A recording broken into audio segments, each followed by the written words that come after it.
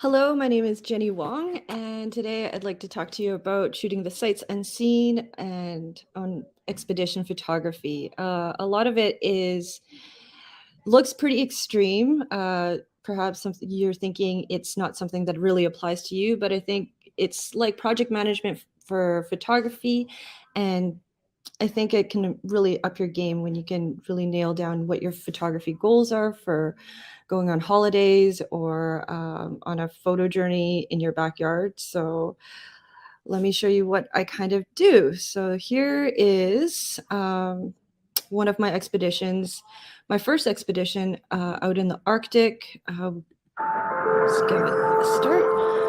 So it was on Baffin Islands in Nunavut. I have always had an urgency to see places that may no longer be. Show you. With climate change touching the globe over and continental ice melting away, I knew I had to find its story, capture that image, and see its beauty in case one day it escapes us.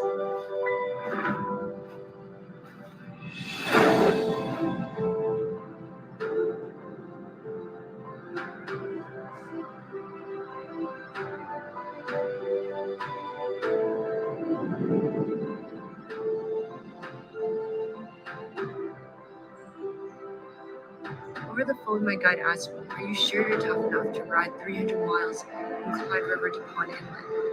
I had no idea, but said yes anyways.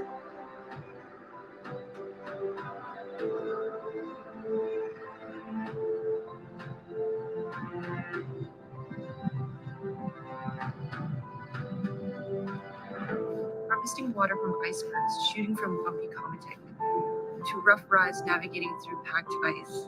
Perhaps I never knew the meaning of expedition until embarking on this one. Nothing was ever easy here, but I believe some say nothing worth doing ever is.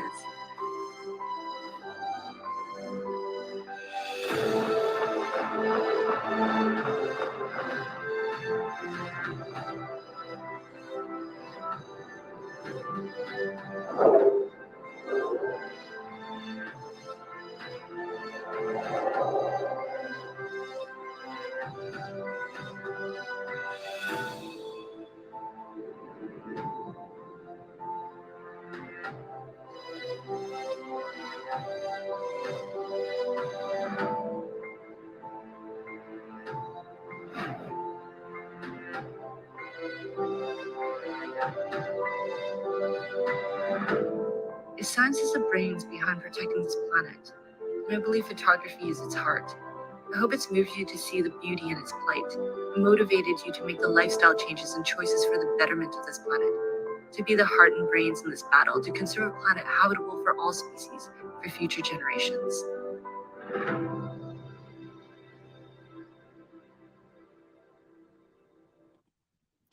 So that was back in 2019 when I did that expedition, and it was actually quite mild for the Arctic.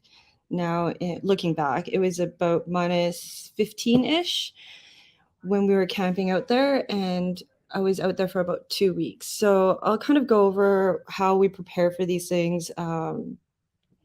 And you can apply it from a very small scale to a really large scale. But if you really want better photos and you want to pursue expedition photography or photography, adventure photography as a career, you need to really set goals and actively pursue it. So it's more than just being able to pick up a camera and going at it. You need to do research, planning, and preparation. So let's get into it. Some of the best research that I do, it's literally on my phone, on my laptop. It's Google Earth, looking up places that, I'm going up to the Arctic. It hasn't been shot a ton, some of the places I've been.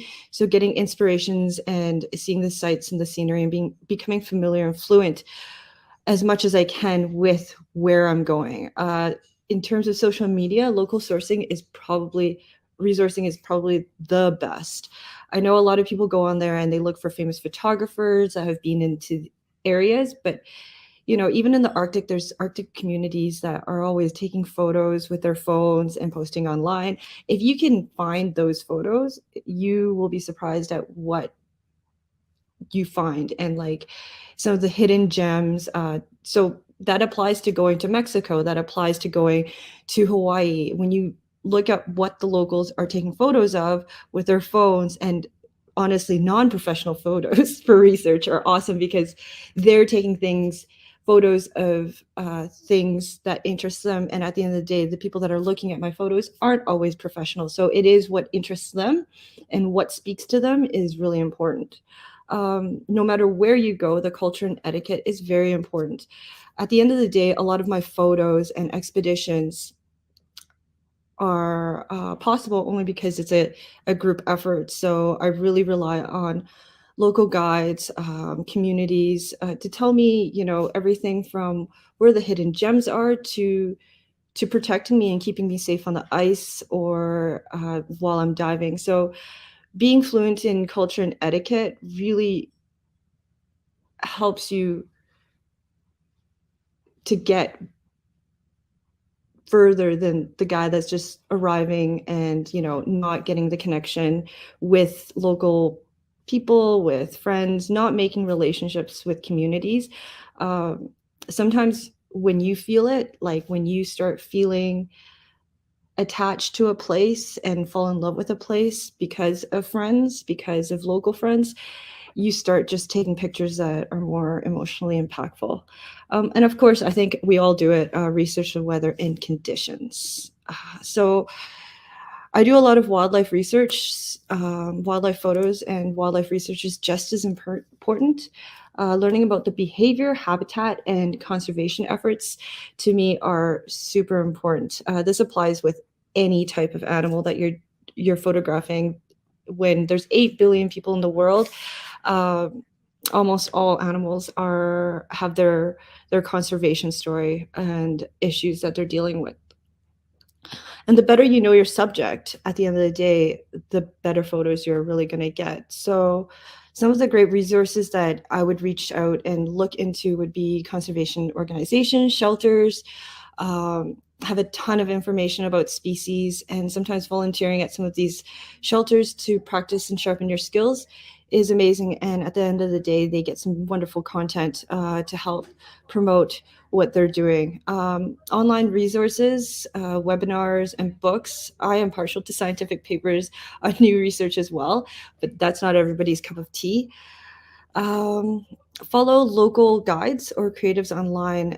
They often have really great educational content in their feed that's bite-sized and not overwhelming, and especially if you're not like a crazy scientist, I guess.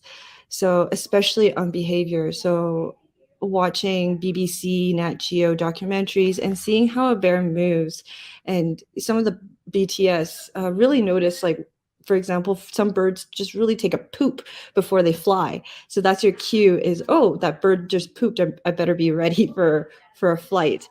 Um, and then after you get all of your photos and you come back from the field, I always encourage people to join the conversation, um, uh, and join conservation in spreading awareness for the things that you've learned about an animal, the habitat. It's the least that we can do when we are out there getting the photos. It's only possible because of these organizations that keep these places safe.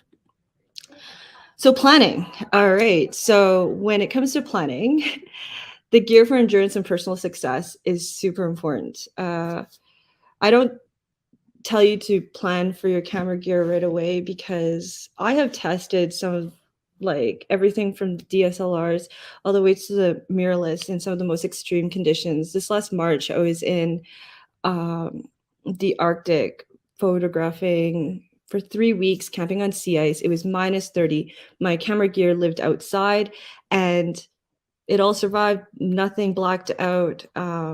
Your gear is like, my gear has been through waterfalls.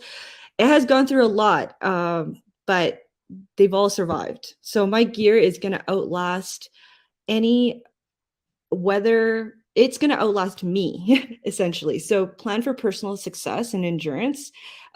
Design the scope of your shoot and storyboard shot list. So what that means is, before you go, understand what it is that you want to shoot. What are your photographic goals? And have a short shot list of the things that you really dream of. uh, a lot of photographers I know do pre-visualization of what their shoot's actually going to look like. And they do that from a daily perspective, even before they go out every day. Choosing the right camera gear and accessories for technical success. So, I mean, a lot of the adventure photography world will tell you that it's not a studio. It's not, oftentimes we don't have the ability to bring absolutely every piece of equipment that we have at home. We really have to pick and choose. So, from designing the scope of your shoot, you'll understand what it is that you actually have to bring and what you're going to use. When you really nail this down, you're actually going to use your cameras more. You're going to um, be more ready for shooting, and you're going to take care of your gear better, especially learning. You'll learn before you go. Things like how to clean your sensor, because everybody should learn how to clean their own sensor to some degree. We send it in for the professional cleaning, but when you're out in the field and there's something that happens to your gear, you need to be able to mitigate it, because there's no FedEx shipment of gear that's going to come fast enough for you. And then depending on your goal, be sure to have all your ducks in the row. If you want to become a professional, definitely you need to act like a professional. So having the right permits and access is really, really important, and having buy-in from local communities that allow you to shoot in a certain place as well. Don't try to break rules. Photography is an art, but we still need to respect the space that we're shooting in. So if you're flying a drone, make sure you have the right permits. If you're going to dive with whales, you need the right permits and what you can and cannot do. What are your limitations? And then at this stage, it is important to assess what you do and don't know. That's really important, and get on that before you actually get out there. So be it YouTube videos to learn how to shoot astrophotography for northern lights, or shooting in very whiteout conditions. A lot of these skills can be really honed at home before you get out there. It's just like a sport or a skill, or like playing the piano. Photography isn't just something that you pick up when you get a polar bear. Shooting a polar bear is actually much easier than shooting a squirrel or a tiny little bird in your backyard. So always be out there and practicing. So preparation. Let's get into some preparation stuff. Safety equipment and non-negotiable comforts always come first. Like I say, your camera gear is going to outlast you in some of these extreme conditions, and controlling the weight of your gear, especially when you're backpacking, doing multi-day backpack trips, that's really, really important. So having an understanding of how you're going to protect your gear in terms of hot and cold environments is really important. In the Arctic, I have hot and cold boxes, and the hot boxes are pretty much heated and insulated so that I can charge batteries, and the rest of my gear, all my lenses and bodies, actually stay in a cold box outside. They never come into a tent. They live in the weather that they're going to be shot in. This prevents moisture on your sensors.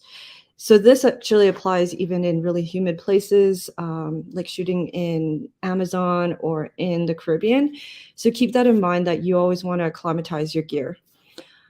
Practice new skills and sharpen old ones. Like I say, practice, just every day, dedicated practice just makes you better when you're out in the field. And it doesn't matter how experienced you are, we get rusty with certain skills. When I'm shooting an expedition, it's not just always polar bears or scenery or portraiture. There's so many different skill sets in photography that I use, and although my forte is probably wildlife and landscape, I still have to shoot portraiture. So sometimes it's nice to get out and practice those skills. And then, like the trips that I do are quite demanding. And even on your holidays, it can be demanding. Stay fit, exercise, training, being fit is part of the job. And if you look at some of the Nat Geo photographers, Can Geo photographers, they're often not just like a great photographer. They're incredibly trained to climb mountains, to dive into the deep blue. Expanding your repertoire of skills that fortify you to succeed in the field is incredibly important. Battery and backup solutions. I could go on about this forever, but I carry a ton of batteries. They go inside of my jackets often in really cold weather, and I literally sleep with them in my sleeping bag. Backup solutions, there's literally kind of two ways of going about it. If you don't want to carry very much, there are backup solutions that are hard drives where you just plug in your um, cards and it loads right onto the hard drive, but you can't see it. So for me, I just need the security of knowing that all of my files have ingested properly. So I do actually bring my laptop with me if I need to. On multi-day hiking trips, I obviously don't do that and make sure I just have enough cards. So at the end of the day, when we're doing some of these really extreme trips, packing in a way that makes sense, often for expeditions, if I can't carry it, it's simply too much and excessive. But when you're going out even on a day trip, understanding what it is you need instead of bring the whole bag. Sometimes when you have too much gear, you just end up picking the wrong gear. So planning when you're in the field, so planning what it is that you need and bringing what you need instead of too much, and carrying too much is great. Like you just, you have your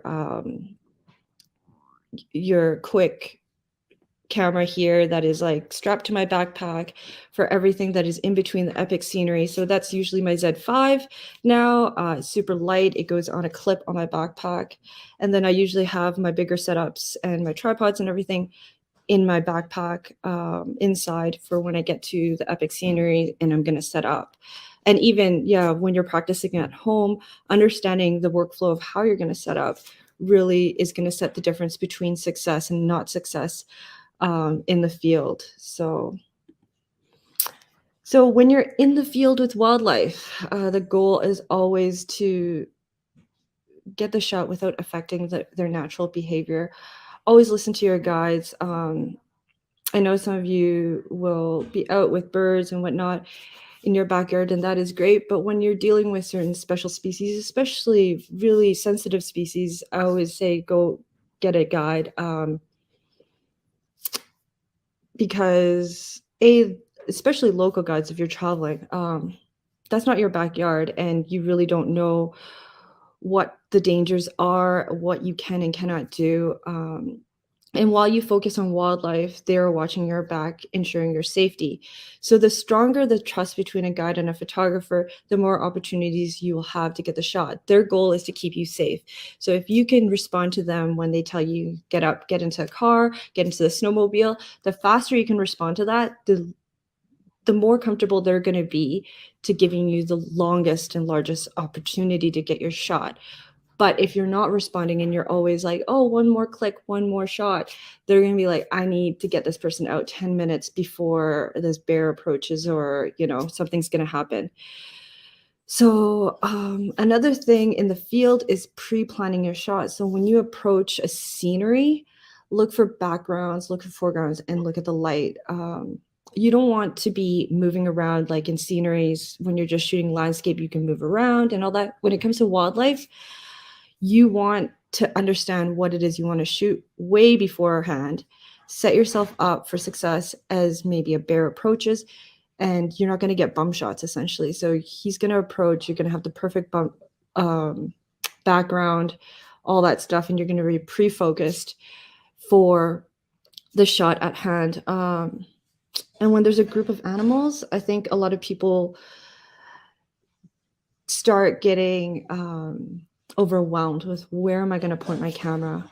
So you can look for isolation of a single subject, which is usually the really easy composition. But when you want to shoot a group, also look for that separation. Like with this penguin, you have a group and then you have a subjectivity of one penguin that has a little bit of separation. So this kind of goes back to fine art. If you go look at The Last Dinner and the separation between like Jesus and Mary and the rest of the group, you have subjectivity in that composition for that painting.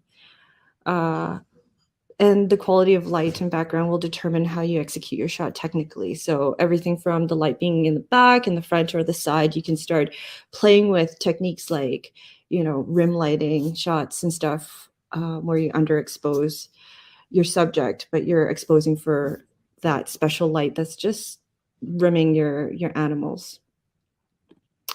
So I'll talk a little bit about bear etiquette, because bears are my specialty when it comes to wildlife. But it really can apply to almost any animal, in varying degrees. Bears are predictable, and like us, they don't like to be surprised. And what often comes off being scary for us is actually the bear's display of anxiety and fear. Habituation, that word is thrown around a lot, often in a bad context. But habituation is really just an animal's training in reaction to us. So poor behavior of one group, poor habituation. Bad habituation is when human and tourists will affect the future groups of opportunities. Like if you continually haze and scare a bear away, they're not going to want to come close. They're not going to be curious. But good behavior will ensure future groups will have the same opportunity. So when you follow the rules of co-dominance, or understanding how you're supposed to behave, the bears are actually going to be walking towards you. You're going to, and not really care about you being in their space. And you're going to get, eye contact shots. You're going to get their face instead of their butt. This kind of applies to even bird photography. There's a lot of people that approach birds of prey and end up flushing them out of trees. But when they flush them out, and they just get tail shots. So being patient is really important. And when you trust in like this ethical approach, you're really going to get way better photos. And it's really not about proximity or numbers, but really the quality encounters. You can get amazing bear shots without being super close. We have amazing lenses for that nowadays. And quality, you don't want a million bear shots, you bum bear shots. But having 1-2 amazing bear shots with amazing eye contact, that's what you're going to walk away with for the day. That's a successful day. If you look at some of the amazing photographers that are published for an article, there's literally 5 images in an article, and they are their top shots. It's about the quality, not the quantity. Speaking bear, speaking any wildlife, you want to speak the language with your body language, how you approach a shoot, of how the animal is going to perceive it, and not really what your intent is. You don't intend on hurting the bear, but they're going to read it as completely different. So when it comes to bears, you want to talk about critical space. It's always important to their choice, to leave it as their choice to approach you and not ours to get closer. And like humans, each bear's critical space is different. So allowing them to have that comfort to come and go as they please, you're going to really have better shots. Really going after a bear that doesn't want to be within your space, just to get a shot, you're really just going to end up with bum shots. So with bears, they have a dominant social structure. So posturing is incredibly important in bear communication. So for when we're out in the field, when you want a bear to come closer, we will want to sit, appear small, be quiet, move slow, and move with purpose. We want to be at rest so that the bear will be at ease to come towards us. When we want the bear to move away from us, when he is getting too close for comfort, and it is getting to be a bad habituation where, for example, roadside bears, we don't want them to be by the road, not just not for photos, not for their well-being. So in these instances, hazing a bear away from the road is, part of keeping a healthy population of bears, and hopefully you see them in a space where it's safer for them to be at. But at the end of the day, when you want to haze a bear away, you want to speak loudly, you want to appear large and move with intent of dominance. In a lot of these bear viewing areas, polar bears aside, brown bears and grizzly bears, we work in a co-dominance in these viewing areas where the bears are just coexisting with us and tolerating us in their space, and they come fish, and you actually don't really need super telephotos to do that. Between an 80 and a 400 is often enough. And then as we're tracking bears, they can hear us from and smell us from really far away. So our movements being loud and fast will really encourage them to move away from us before we even see them. So slow, quiet with pause often will encourage a bear to just be like, they're just kind of wandering in the forest. They have no ill intent, and never run away from a bear. That just invites them to chase you. So yeah, it's really about how we communicate to bears in a bear language. And that really applies to a lot of animals. So studying their behavior and understanding this is super important. So got a little clip, super cute bear. Yeah. This is what you want. You want them to be really relaxed with you, and eventually you'll find the opportunity to get a really emotionally impactful shot of them. So when it comes to boots on the ground, scenery, when it comes to expedition, we really have to shoot everything. I always walk up and visualize what you would like to convey about an experience. A subject like a human or anything people can easily relate to can often bring scale to a scenery. So it could be a speedboat. It could be that I'm using for transportation. It could be a human. In this case, it's my friend Mike. To show how vertical and tall and massive that peak is, and how the ridgeline, how daring the ridgeline is, I guess. Find subjectivity and pay attention to even details like foliage, and textures, because that really brings the emotions of what it's like to be in the scenery, and adds depth. And always look for interesting lines that fortify subject. Triangles are really, like mountain peaks like this with a triangle, is very drawing for the eye, but also leading lines as well. If I had to do the shot again, I would prefer that Mike had his leg out to give more of a human shape up there. But we didn't have radios, and really where he was standing, there's no way to really safely navigate some exciting body positioning. It's really what he's comfortable with out there. Safety always first. So capturing beauty, always look for foreground, midground, and background, not just looking at just the subject at hand, I guess, in your composition. It's even more paramount when you compose in this portrait orientation, because if you're always just focusing in on your subject, you lose sight of these like elements at the bottom 1/3 of your frame, which is often your foreground. Watch for light. It's really easy when photographers always talk about golden hour, but for a lot of these expeditions, we're shooting, we could be shooting for 24 hours, 36 hours straight, without sleep. And so there's going to be, harsh hours of light. But if there are clouds, sometimes it's just about waiting for that cloud to pass over the sun to get great diffusion for shots. So it's not, and when you're on holidays, I think you're not always coming up at golden hour to shoot. Sometimes you're sleeping in on holidays, or you have dinner plans at sunset. So you're often out hiking during the day, and the light's really harsh. Just wait. Sometimes it's 5 minutes or a few seconds just for that cloud to pass by, and you literally have a few seconds window sometimes to get that shot with good light.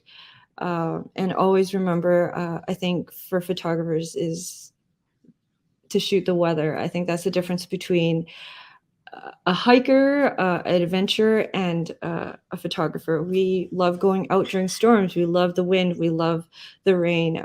It really adds mood to your scene, and sometimes understanding, oh, look at that howling wind, how do I convey that in my shot? Sometimes it's just looking at that foreground and how matted down it is from the weather kind of conveys the cold frostiness, windy terrain of a coastline, or a long exposure to blur out all of the blowing grass, or blowing clouds, I guess, as well, to get movement. And then in between all of the epic wildlife and epic scenery, there are textures that speak to the emotion of the journey. It's often the people that you meet, the smaller floras and faunas, the things that you're foraging, the weather on your jacket, the food that keeps you going, the transportation, the campsite. From a professional standpoint of storytelling, these things are definitely part of the package.